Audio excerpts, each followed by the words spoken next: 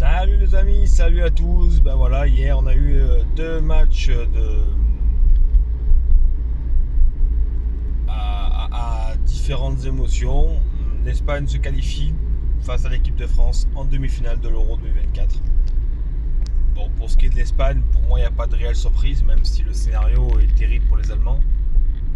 Mené au score en seconde mi-temps et égalisant en fin de match pour arracher les prolongations était déjà quelque chose de remarquable. Et moi je trouvais que les Allemands sur le plan physique étaient beaucoup plus forts que l'Espagne, mais par contre l'Espagne sur le plan technique, sur l'animation, il n'y avait rien à dire. Je pense que les Espagnols étaient plus forts tout simplement et qu'il faut accepter quand l'équipe est plus forte. Tout ça, c'est comme ça, c'est le football. Donc bravo à l'Espagne, de toute façon ça reste les grands favoris de cette compétition. Mais pour cela, il faudra aller battre alors, une équipe de France qui s'est qualifiée hier. On va dire qu'il y a du mieux par rapport à ce qu'on a vu depuis le début de la compétition. En termes techniques, en termes d'occasion. Toujours ce manque de réalisme, ça c'est une réalité. Et on a l'impression que l'équipe de France ira au bout comme ça, en ayant un réalisme cataclysmique. Mais bravo à eux quoi, bravo à eux parce que le Portugal n'était pas une équipe évidente à jouer. Il y avait des très bonnes individualités. J'avais eu le débat sur Ronaldo, pour moi qui est un calvaire pour le Portugal. Et il va falloir vraiment qu'il le retire de la sélection, je sais pas.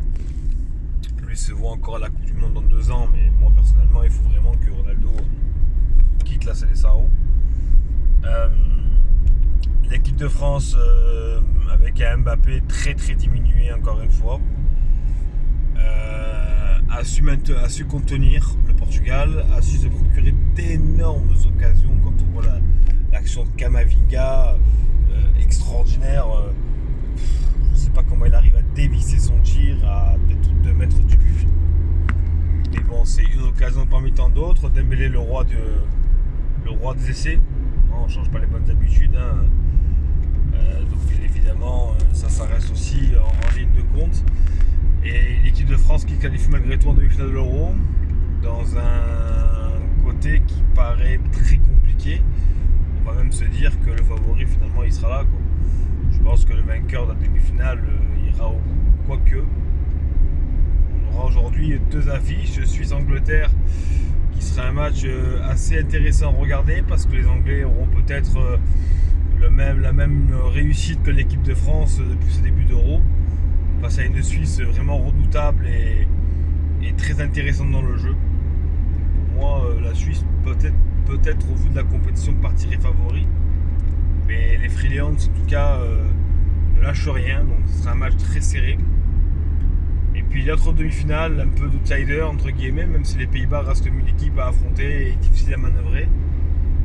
Face à une grande surprise, mais est-ce que finalement c'est une surprise quand on voit le tirage, tout ce qu'il a en Suisse, c'est la Turquie qui elle aussi sur le plan défensif est très intéressante, elle se bat énormément, même si elle a pris un 3-0 contre le Portugal au second match de l'Euro, ça reste comme une équipe solide défensivement contre l'Autriche, ils ont dû montrer qu'ils ont du caractère, donc ce sera 2 matchs très intéressants à observer.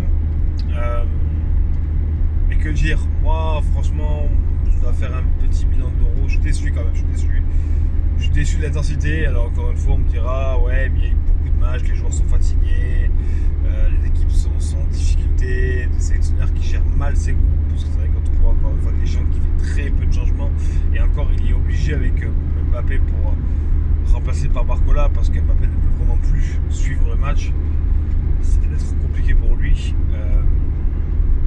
Mais j'ai le sentiment quand même de voir un Euro avec une intensité très faible. Des premiers matchs qui m'avaient vraiment surpris. Je m'étais dit sur les 2 premières rencontres, réellement on chantait un Euro qui était dynamique, qui avait des buts, qui avait des occasions, il y avait des scénarios fous. Je me suis dit c'est parfait, on va pouvoir enfin vivre une compétition à fond. L'Euro c'est des compétitions les plus difficiles à gagner. Et finalement il n'en est rien, on a un 3e match de poule catastrophique, des 8e que j'ai regardé, mais si je m'endors pas à la moitié c'est le bout du monde. Hier soir, faut être honnête, c'était pas un match fou. Allemagne-Espagne, il y a un peu plus de combat, un peu plus, beaucoup beaucoup de cartons donnés par l'arbitrage. D'ailleurs, il y a un Carvajal qui sera suspendu pour la demi pour un deuxième jaune rouge. En fin de match, inutile encore une fois, mais bon, ça, malheureusement, quand on prend le risque de se sacrifier pour cette sélection, il faut l'accepter. Mais voilà, moi je trouve que cette équipe, l'Espagne pour moi est la favorite de la compétition. L'équipe de France, elle se mérite malgré tout de ne pas avoir été une fois menée au score. Donc c'est une équipe très solide défensivement. Encore une fois, quel match Saliba hier soir, quel match Saliba. Quand on voit que les deux meilleurs joueurs de l'équipe de France sont Saliba et Maignan, on peut quand même se poser des questions sur l'effectif, sur la manière dont l'effectif veut jouer ces matchs. Mais bon, la France est en demi-finale, il faut leur souhaiter bonne chance. Il faut espérer que maintenant qu'elle aille au bout, parce qu'il y a deux matchs de victoire finale. Et quand on voit le plateau, oui, l'Espagne est une belle équipe, mais après, tout s'équilibre. Donc il y a vraiment ce challenge espagnol à passer.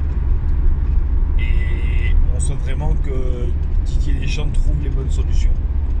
En tout cas, les amis, écoutez, bonne journée à vous, bon week-end. Bon quart de finale, en tout cas à 18h et 21h aujourd'hui. Après, on aura une coupure mardi et mercredi 21h pour les demi-finales. Et puis, on se refera un dimanche soir pour la finale de l'Euro. Ouais, c'est bientôt la fin déjà. C'est passé très très vite quand même. C'est passé très très vite. Bon, c'est comme ça, une compétition qui, bien sûr, nous amène bien évidemment au Tour de France. Pour ceux qui suivent un peu l'actualité vélo, Pogacar a déjà pris maillot jaune et s'est déjà envolé. Donc, ça va être très compliqué de le rattraper. Beaucoup de substitutions de dopage. En tout cas, bon, c'est comme tous les jaunes du Tour de France, on y est un peu habitué maintenant, donc bon, on va pas s'en plaindre. Et puis après, l'actualité du sport en bref, en tout cas, on attend les JO avec impatience. On a beaucoup de Français qui sont en train de faire des belles prestations dans les championnats du monde d'athlétisme par exemple. On a eu beaucoup de médailles. On a des équipes de France qui se préparent. On a l'équipe de France des Jeux Olympiques de football qui a gagné son match de préparation avec l'équipe de Thierry Henry qui, malgré de nombreux départs, des joueurs dernièrement qui refusent de venir, les clubs refusent de libérer les joueurs, c'est très compliqué pour la sélection française. Et malgré tout, elle a gagné 3-1 son match de préparation. Donc on va leur souhaiter bonne chance pour les JO. Et pas mal d'événements encore à suivre. En tout cas, les amis, on est là, on est présent sur TV Sport. Et puis bien aussi, à très vite. À très très vite et surtout, bon week-end à tous. Ciao ciao.